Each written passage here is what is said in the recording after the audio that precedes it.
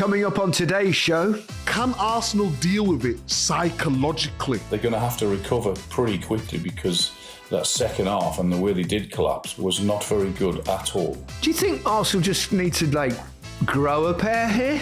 But get yourselves together and go, come on. You've got a manager who wants to protect and a manager who wants to win. If he doesn't win the league, he might not be at Arsenal. I think it's going to go right to the end of the season. I really do. An amazing goal from an amazing player. Yeah, we shouldn't be witnessing what we saw. Mourinho let me down. But all the noise coming out afterwards has just been pathetic. But you're absolutely right. He got it wrong. He really, really did get it wrong.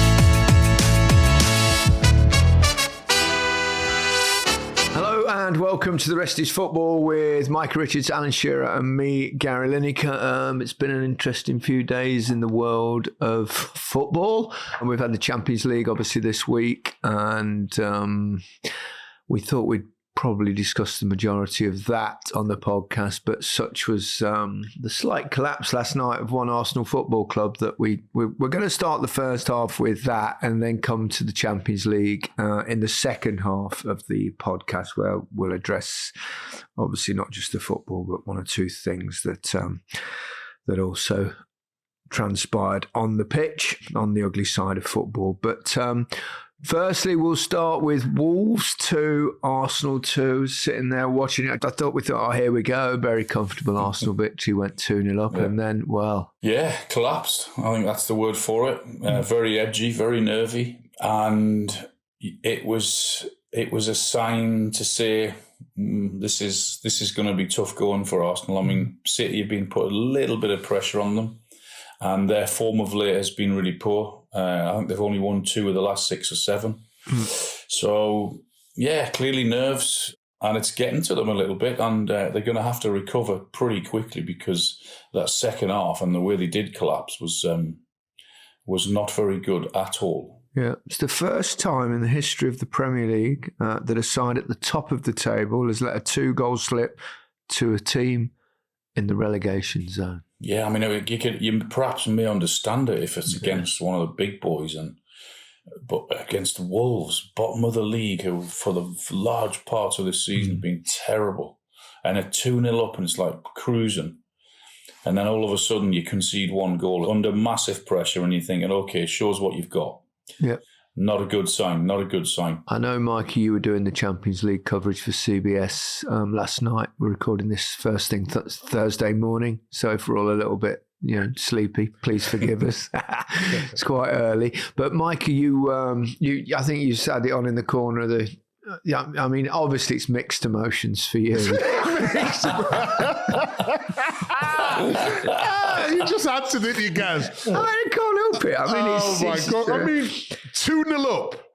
And it was more about how deep do you want to be? That was going to be the point I was going to raise, Micah. That, I mean, come on, go and blast teams away. They don't. They get a lead and then sit, and that's dangerous. It is dangerous. And I know Al many times on this pod has shot me down, but Wolves, if you give them time and space, they don't have conviction at the end of it normally, but they play some decent stuff. They've got players, if you give them time, they will hurt you.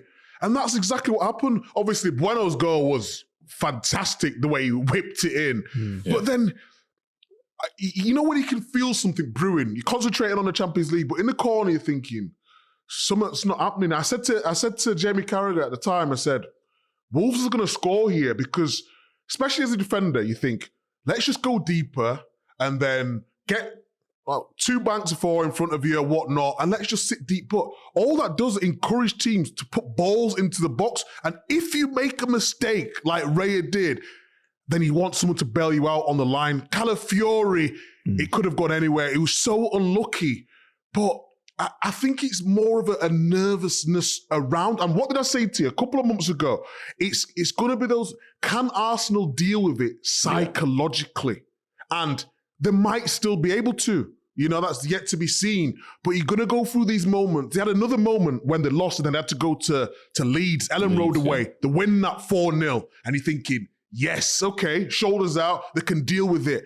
But there's got to be more twists and turns come the end of the season. But that was a difficult one for Arsenal yesterday. I mean, the Hugo Bueno goal was, a brilliant finish, but that was right on the edge of the box and there was no one even close to it because they were that deep. And do you think that's an instruction coming from the sidelines, or is that a natural caution when you've got a lead and you want to defend it and you start going, well, we'll just keep everyone, we'll get deep? And what is it, a mixture? I just think that happens. It happens in the game of football when... it's very, very difficult to get out of that. Because of you go into 2-0 up and then you're in a little bit of under pressure and you go into protective mode and you think, okay, we get further and further, and it's very difficult then to get out of that mode. And Arsenal couldn't, and they just got punished. And if they thought people were going to be unfair or have been unfair on them in previous weeks about them bottling it and panicking and getting edgy and nervy and all of those things, then wait till the next few days. It's like the noise is just about to get louder, isn't it? I've been there. I've had it myself. I had it with Blackburn when we were going for the title and Man United were chasing us. We had it every single week, and it was they're going to chuck it away, they're going to bottle it, and luckily we got over the line. But I know what they're going through. Yeah, more about that game in just a second. Arsenal may have run out of energy last night, but we never do with Fuse. This episode is brought to you by Fuse Energy. No one likes a panic buy on deadline day. The smart teams do their business early, not relying on dodgy fax machines. Are they still a thing? Rushed medicals or watching a plan B target become a plan C. The best deals are the calm ones, when you've still got options on the table. Switching to Fuse Energy is one of those great deals. On average, customers save around £200 on their energy bills, and it only takes 3 minutes to switch. You get 24/7 customer support. You see exactly what you're using day by day, all in one app, and play a part in Fuse's mission to deliver energy that keeps getting cheaper for everyone. And it doesn't stop there. Switch to Fuse Energy and you could have your question answered on the show. Sign up to Fuse Energy at fuseenergy.com/football. Use the referral code FOOTBALL. And you could also win a 1990 England shirt signed by the three of us at The Rest is Football. We had a bit of a discussion in our household. We were all watching the Arsenal game. And let's say one or two people, notably one on my left here, Harry, thought it was Gabriel's fault, and I think it was Raya's fault. Keeper. The keeper, isn't it? He comes for it, he's got to collect it, hasn't he? If he comes for it, he's got to get it. I mean, whether he did shout him and Gabriel didn't hear him or ignored him, but you can't, I guess, Micah, as someone who's played in central defence, you can't just leave it there unless you're sure, can you? Yeah, I would say, I think shared responsibility, but if the goalkeeper comes there, you've got to take whatever happens. So me and Joe Hart used to have a thing is leave me to head the ball. Unless you know you can come and take out everything in front of you, even if you've got to clobber me, then do that. If you can't, leave me to head. So now when Raya comes and doesn't take everything, now you're looking at Raya. But then you're looking at communication. But I just think in that moment, Raya's been so good this season.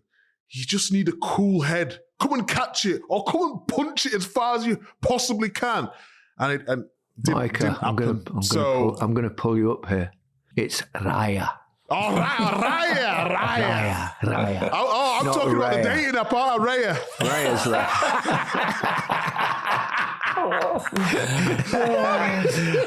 Keeper's fault, for me.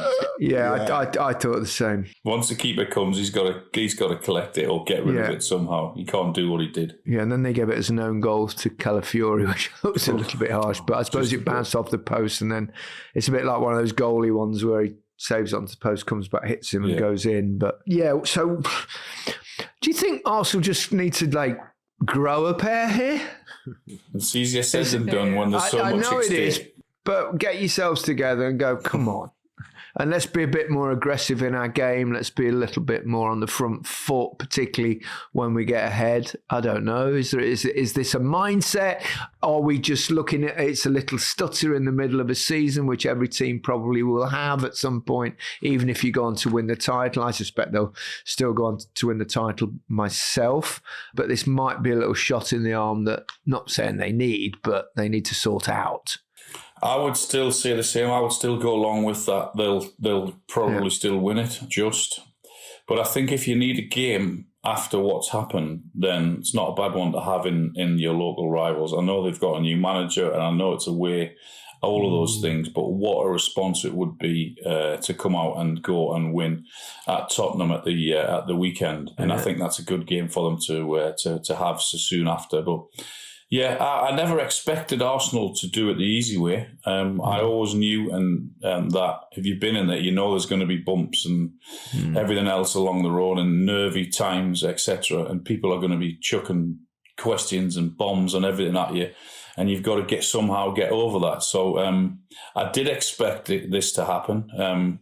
But it's now, let's see what they're made of. Let's see what they've got. Also, though, if they did lose the London derby, obviously Spurs have got a new man in charge. There's going to be a hell of an energy in there. The Tottenham team and fans would like nothing more. Look at Gaz is loving this, isn't he? Look at I love a title race, Micah. I love a title race. I played for Tottenham, obviously, so where my allegiances lie in that sense. But at the same time, there's no football club I dislike. I've never understood the hating a football club thing.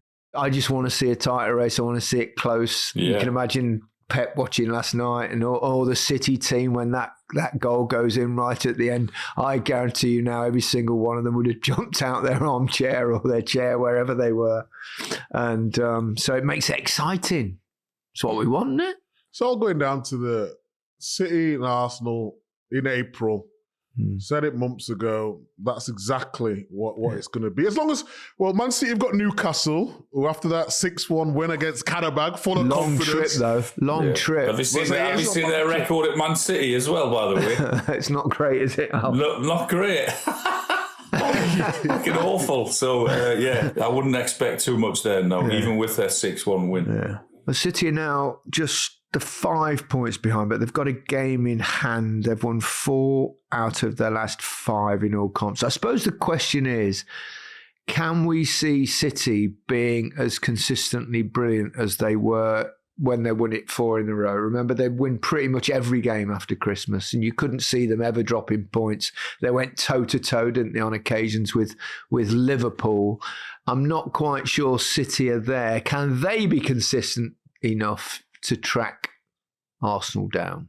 Well, with their 2 signings, with Guéhi and with Semenyo, they could be, because Guéhi's without doubt been a huge addition to them. Without him, then I would have said definitely not, no, but I think he's been huge for them and will be. Having said that, I still think you get chances against them. That's just the way they are and playing, but they can do that. Yeah, they've been in this position. They know exactly how it works. They know exactly what to do. Their manager is obviously, he is what he is and hugely successful. So, they can. There's no doubt, What do you think, Micah? The Ruben Diaz as well, Gay partnership looks like that might be something special. Yeah. It's always hard to sort of predict, isn't it? Because you're judging them by such high standards. I don't think they are what they were a couple of seasons ago. But Alan's completely right. Semenyo has made a difference straight away. And Guéhi has also.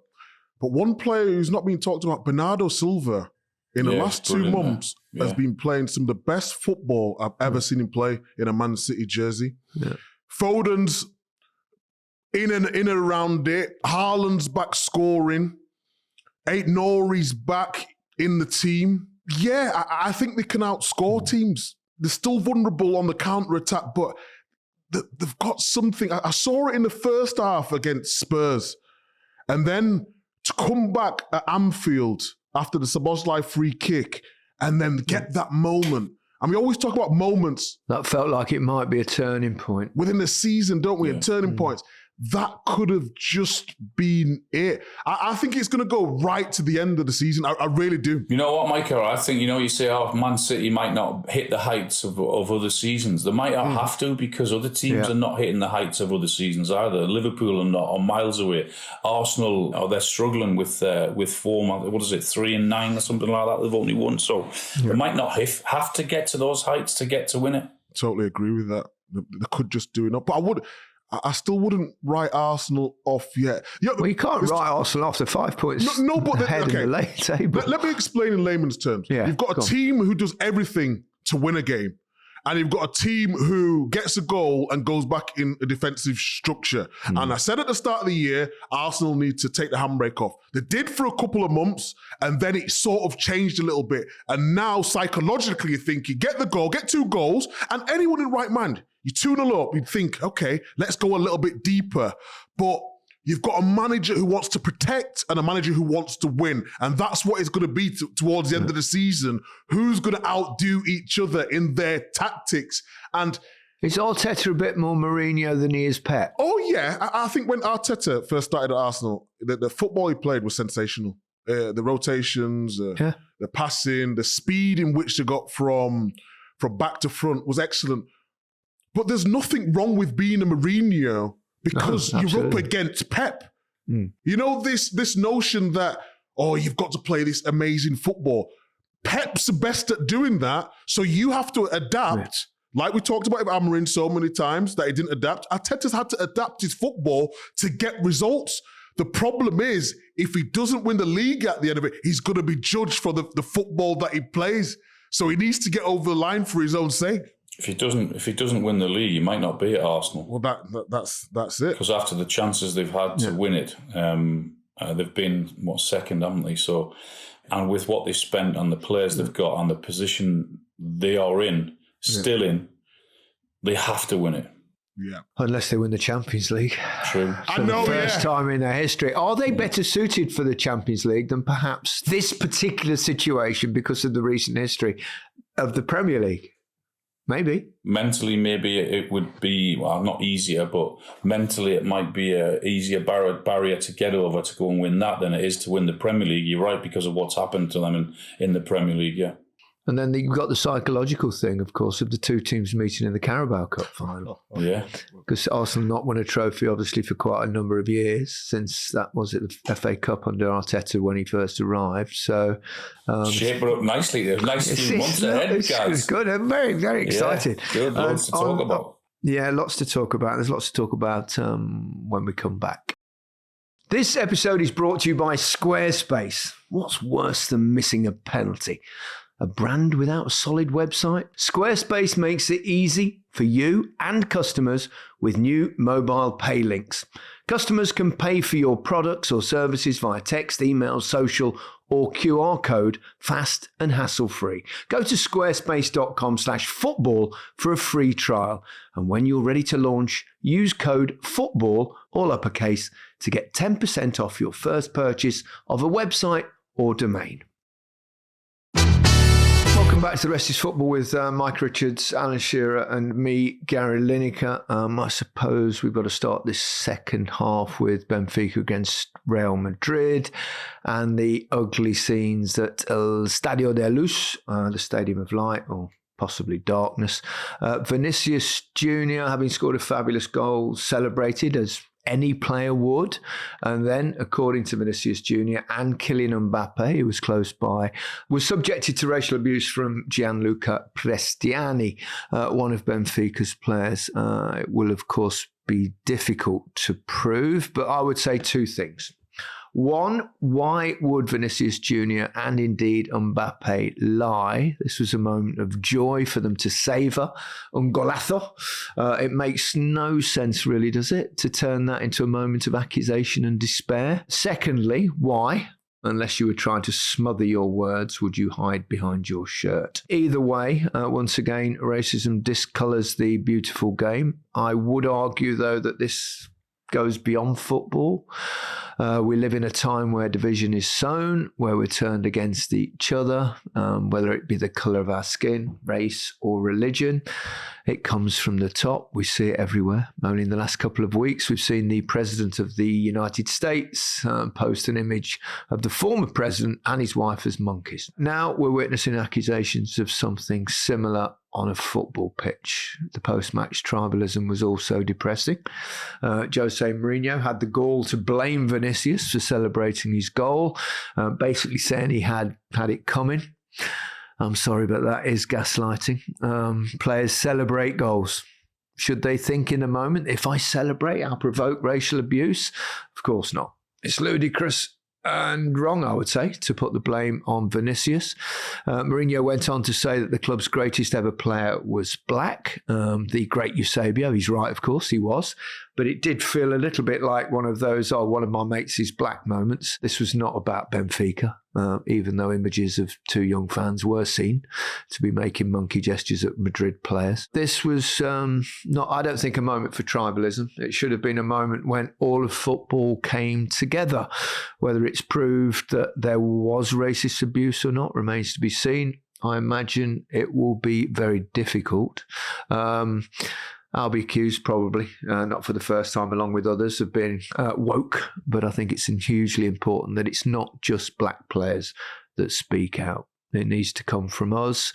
It seems so odd and inhumane that caring and kindness is seen as a flaw and something to be despised. I genuinely believe, though, that the vast majority of fans inside the Stadium of Light were not prejudiced against the colour of someone's skin. I'd also say that 99% of professional footballers are genuinely not in the slightest bit racist. In fact, the multicultural harmony of dressing rooms are an example, I think, to the world. They make me proud of our sport. Alas, there'll always be the odd exception that ruins it for everyone. What happened on Tuesday night was as distressing as it was depressing. And let's just remember who the victim was and that we remain on the right side. It's not the first time we spoke of these issues. And it won't be the last, I suspect. And I think the way it turned against Vinícius was very sad. Well, I was there. I did the game, guys. I was co-commentating with John Champion and Mark Clattenburg, the referee, sat alongside us. And yeah, you've just spoken there for 3 or 4 minutes, and you haven't mentioned his wonderful goal, which was what we should be talking about. That should have been the story. It was an amazing goal from an amazing player. Yet we shouldn't be witnessing what we saw. It clearly did look like he abused him. And because why else would you pull your top up to say something to someone on the football pitch? It looked as if he was clearly trying to hide something. And Vinny was right to then call it out. And I thought the referee handled a very difficult situation very well. The ground then turned very hostile, very nasty, and all of those things. And it was a really horrible situation, and something that clearly we've spoken about before, and you're right, we will speak about again, but that's in no way acceptable with what looks as if has gone on. Can I just ask you guys, I mean, it's such a difficult situation, this, isn't it? Because you've got a young player, Presstiani, who's now turned into the victim. He covered his mouth with his shirt. So on CBS when I was doing the coverage, I called him a coward, which he is a coward for doing that. Yeah. He knew exactly what he was doing.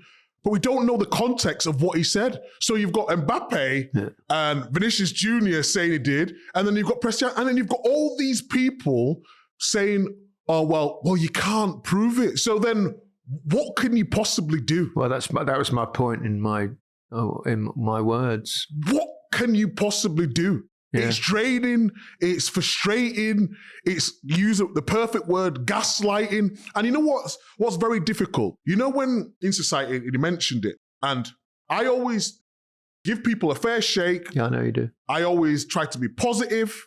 I have no agenda. I don't have any narrative. I'm just me. I say what I see.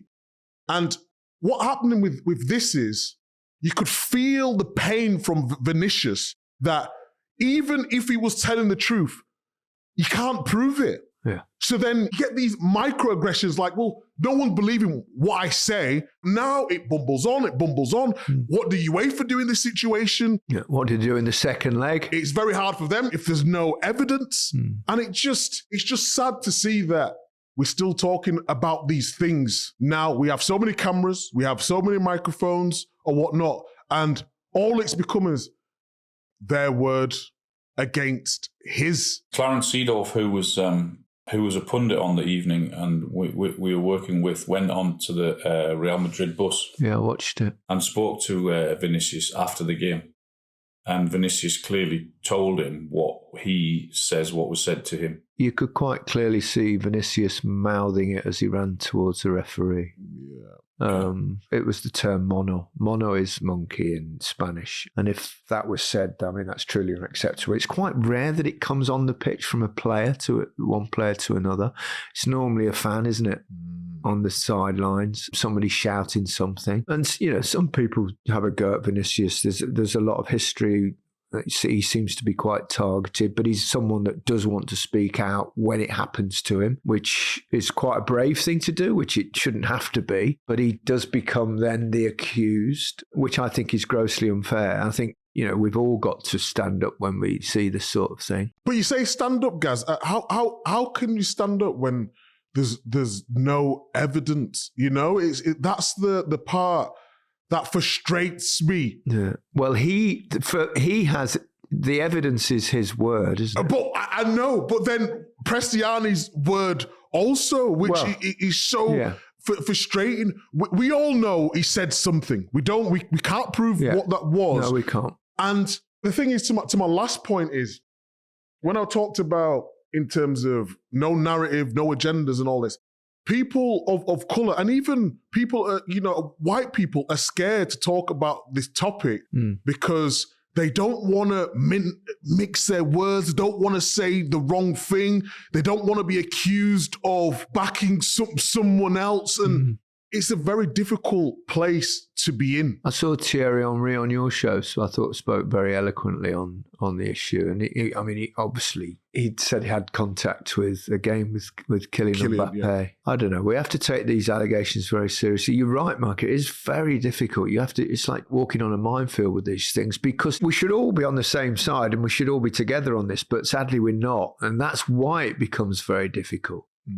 I mean, Alan as well, he's doing live co-commentary and you can't really know what's going on when you sat up there all that distance away. That's right. It must have been very difficult for you. It was tough. And obviously Mark Clattenburg got himself in a hole. He subsequently apologised. I've done broadcasts when these things have happened before. You have to choose your words very carefully, don't you? But also you have to talk for 10 minutes. Yeah. And 10 minutes is a hell of a long time when the game has been halted. You can't just stay silent. And Mark was really upset that I knew exactly what he was trying to say, and he might have just got one or two words mixed up. And you're right, he has apologised for what he said, but there was no intention there. But it is really difficult when you have to talk for 10 minutes because there are pitches there, and you can't just stay silent. And clearly, obviously, you have to get every single word right in today's world because there's always someone on social media ready to jump on you if you get a word wrong. The conclusion, though, Vinny Jr. is not lying, Of course he's not lying. Well, he's not lying. Kylian Mbappe's not lying. Why would you lie about that? Why would... Exactly. I mean... What would you need to lie about? You've just scored one of the great Champions League goals of your career and you're buzzing. Yeah, he goes to the corner, does a brilliant celebration. It's a bit Roger Miller, wasn't it, and all that. But to then, blame him for that, you go, whoa, no, that's not right. And then you could see he keeps smiling and then someone's had a bit of a pop and he's going, whoa, what's going on? And then there was the moment, wasn't there? And you could see the way he completely reacted. I mean, it will be very, very difficult to prove. So what happens now with UEFA then? I have no idea. They probably have an inquiry that will take a while. I don't know. But again, I think we've seen the response. The majority of footballers stood up against this and stood on the side of Vinny Jr., which I think is really important. I think in many ways, and I go back to my words, that football is often a really, really good example of how we can be harmonious together. and how ludicrous it is that we look at the colour of someone else's skin and think any differently of them.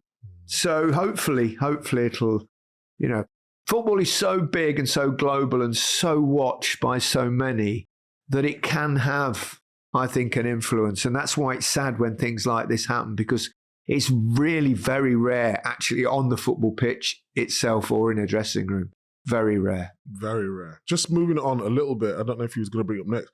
Mourinho let me down. Yeah. Mourinho's comments afterwards, I don't know if you've got his comments there, but I've got them here. For someone who you look up to, who you idolise, and he's the special one, and even when his career's gone not the way he wanted to do in recent years, although he's doing really well at Benfica, I just looked at him and think his charisma, the way he talks, the way he handles himself in the media, yeah, he rubs people up the wrong way, but I absolutely love him. And he had a chance to just say, well, we've not seen all the evidence. I don't want to pick a side. We'll let the authorities do what they need to do and we'll deal with it afterwards. But all the noise coming out afterwards has just been pathetic. I mean, I've got his words here. I told him, when you score a goal like that, you just celebrate and walk back. Why? For this is coming from a man who storms the pitch every time. Touchline. But that's the bit I can't comprehend, guys, Do you know what's kicked in there, Micah? What's kicked in there is tribalism.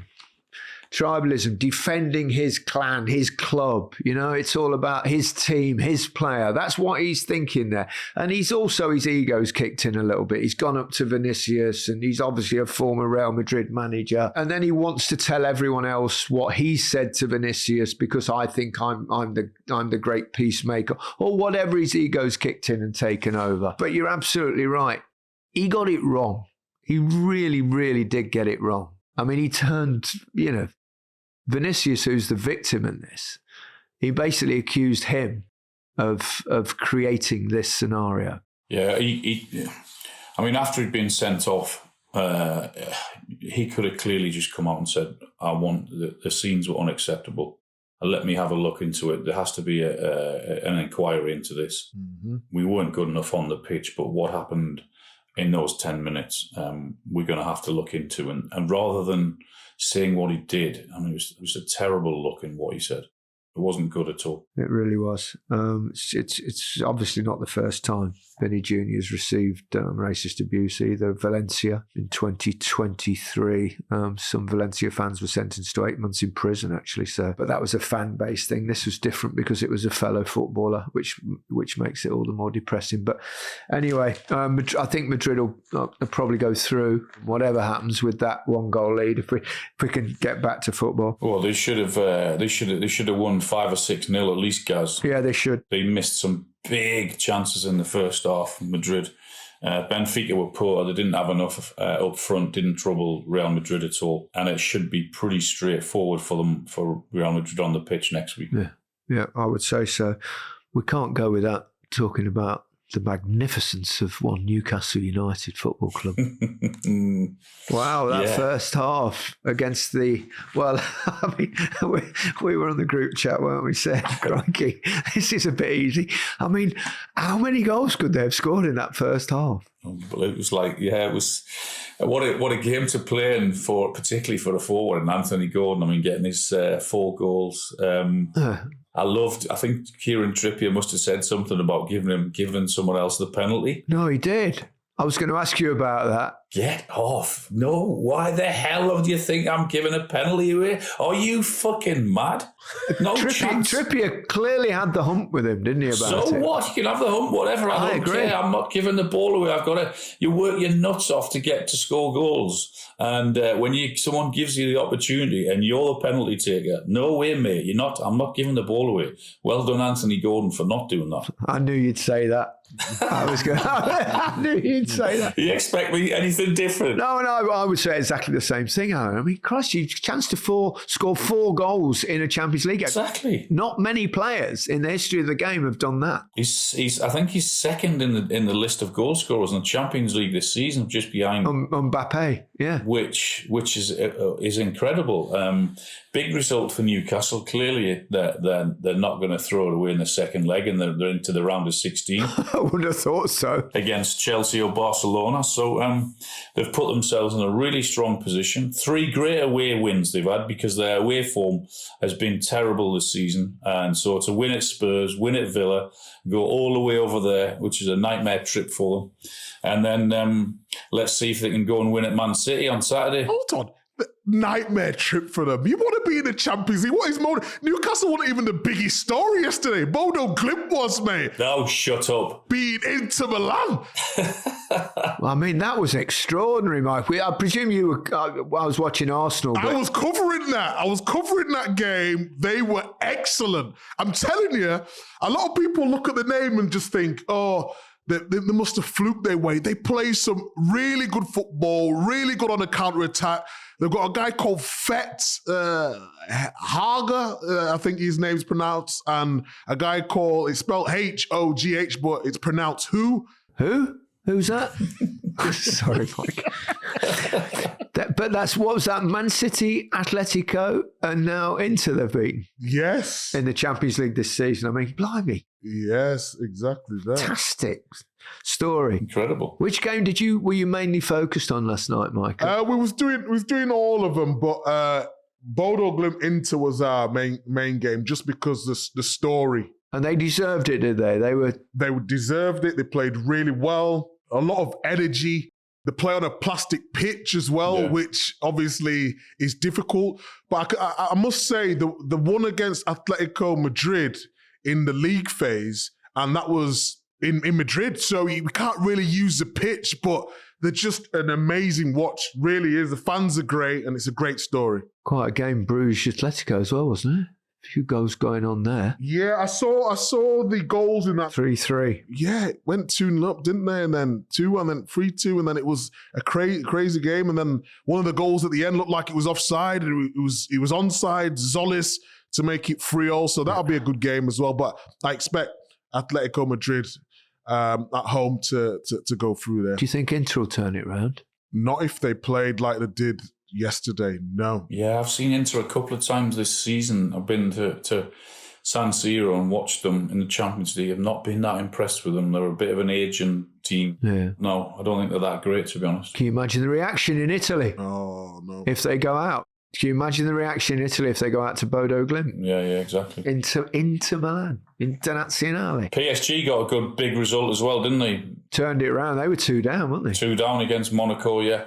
Substitute Desiree Doué, isn't it, came on and scored a couple and got an assist as well, yeah. He's a player. He's a talented young man. Class act, isn't he? Before we bid you farewell, I'm just telling you how the draw pans out. I mean, it's slightly odd because they've done a draw and now they're going to do another little bit of a draw. So you've got the winners of Monaco, Paris, PSG will play against Barcelona or Chelsea. Galatasaray or Juventus. Galatasaray 5-2 against Juve. That was a cracking game. We'll play either Liverpool or Tottenham. Now, don't forget, Liverpool are not playing Tottenham. It's just that they'll do another draw to decide which of those 2 teams. So it's a bit odd. Benfica or Real Madrid will play against Sporting or Man City. Dortmund or Atalanta will play Arsenal or Bayern. Qarabag or Newcastle, Al, as you quite rightly said, will play Chelsea, Barcelona. Club Bruges or Atleti will play Tottenham, Liverpool. Bodo Glimt or Inter will play Man City or Sporting. Olympiacos or Leverkusen will play Bayern or Arsenal. So there's it's a funny one, isn't it? Can you work it out? Some potentially huge fixtures in there for the round of 16. I mean, there's some big games in there. Big one. Who would you sooner play as a Newcastle fan? Barca or Chelsea, Al? Barca. Because you are going through. You're probably the one team you would say that's absolutely guaranteed to go through. When we win the Champions League, we can say we beat Barcelona on the way. So, yeah, Barcelona, yeah. If you play Gordon up front against Barcelona, he'll score a hat-trick. With a high line. I was going to talk about Anthony Gordon playing up there as a centre forward, actually. I meant to bring it up earlier and I forgot. That's a good option for England, isn't it? To have the fact that he can play on the left, or if anything happened to Harry Kane, or, obviously there's Ollie Watkins as well. Tammy Abraham. And Tammy Abraham's only just come back to Villa, but he's not really had a look in under Tuchel. But who knows? Yeah, he's good option. A good option because he's got so much pace and gets behind something different. That was going to be my point. So he could turn himself into a centre forward out. Yeah, you said it. You prefer him up there to the other two that they signed, and he certainly gives Newcastle more options in that just because of his sheer pace. Yeah. Might have one or two different issues when teams sit deep in a low block, then it's more difficult. But I think in the Champions League, where most teams will just maybe come out and try and play their own game, then there is a lot more space in behind for him to get. I mean, look, you might have scored a hat-trick last night against Qarabag, even at your age now, Gaz, they were that bad. Having said that, he still had to score the 4 goals, and he is a threat because of his pace. Yeah. Okay. Nice positive way to finish. So we'll call it a day there. Goodbye from me. Goodbye from me. Goodbye from me.